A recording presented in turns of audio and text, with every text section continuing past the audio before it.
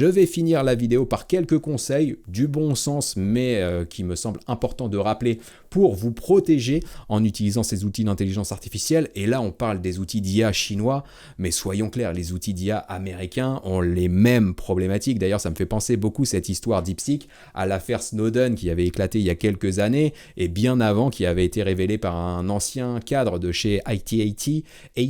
pardonnez-moi, donc une société de télécom aux États-Unis, qui en fait espionnait toutes les conversations, toutes les télécommunications des Américains et même au niveau international qui transitaient par leur réseau pour le compte de la NSA. Donc en fait, ça se joue dans toutes les entreprises technologiques, que ce soit américaines, chinoises ou même européennes, sans qu'on en ait forcément des échos médiatiques. Et donc, quand vous utilisez un outil d'intelligence artificielle qui n'est pas un outil d'IA reconnu, fiable, comme peut l'être par exemple ChatGPT ou encore Google Gemini, eh bien je vous recommande de suivre quelques bonnes pratiques, notamment réfléchissez bien aux données que vous partagez sur ce genre d'outils, donc votre identité, votre adresse, des données financières, tout ça, c'est à bannir. Essayez de lire la politique de confidentialité si vous avez la flemme, parce que généralement c'est des documents qui font des dizaines et des dizaines de pages. Eh bien ce que vous pouvez faire, c'est prendre ces conditions d'utilisation, les mettre dans un outil qui s'appelle Notebook LM, dont je parle dans la vidéo qui s'affiche en haut à droite de l'écran et qui sera en lien dans la description, et vous pouvez générer un podcast, un résumé audio de ce document et donc avoir toutes les informations